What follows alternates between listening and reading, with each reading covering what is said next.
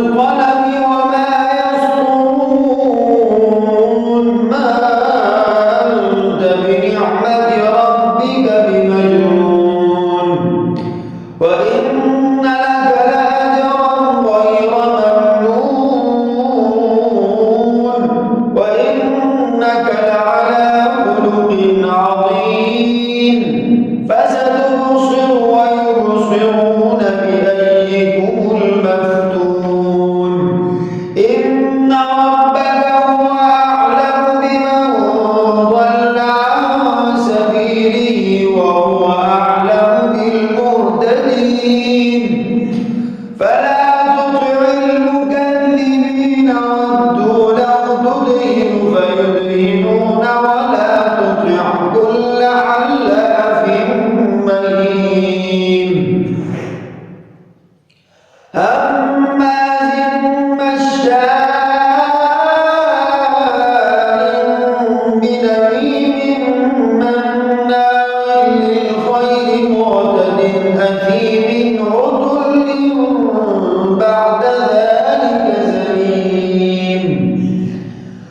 أن كان ذا مال وبنين إذا تتلى عليه آياتنا قال أساطير الأولين سنسمه على الخرطوم إنا بلوناهم كما بلونا أصحاب الجنة إذ أقسموا ليصرمنها مصبحين ولا يستثنون فطاف عليها طائف من ربك وهم نائمون فأصبحت كالصريم فتنادوا مصبحين أن اغدوا على حرثكم إن كنتم صارمين فانطلقوا وهم يتخافتون ألا يدخلنها اليوم عليكم مسكين وغدوا على حرد قادرين فلما رأوها قالوا إنا لضالون بل نحن محرومون قال أوسطهم ألم أقل لكم لولا تسبحون قالوا سبحان ربنا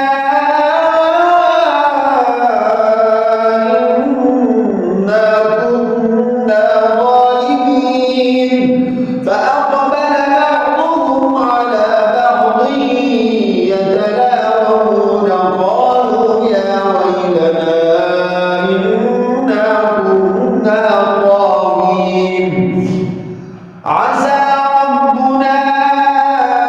أن يبدلنا خيرا منها إنا إلى ربنا راغبون كذلك العذاب ولعذاب الآخرة أكبر لو كانوا يعلمون إن للمتقين عند ربهم جنات النعيم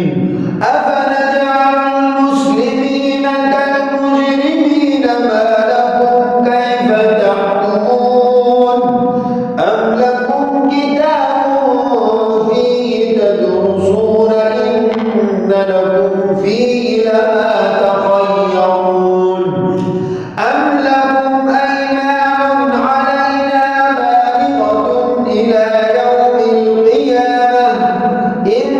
لكم لما تحكمون سلهم أيهم بذلك زعيم أم لهم شركاء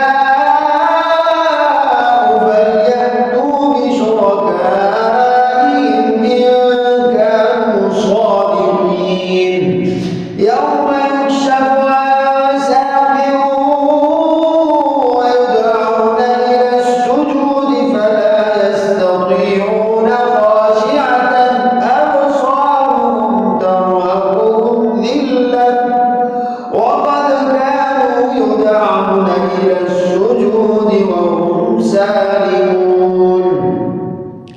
فذرني ومن يكذب بهذا الحديث سنستدرجهم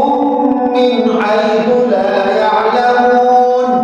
وأملي لهم إن كيدي متين أم تسألهم أجرا فهم من مغرم مثقلون أم عندهم الغيب فهم يكتبون فاصبر لحكم ربك ولا تكن كصاحب الحوت إذ نادى وهو مكظوم لولا أن تداركه نعمة من ربه لنبذ بالعراء وهو مذموم فاجتنبه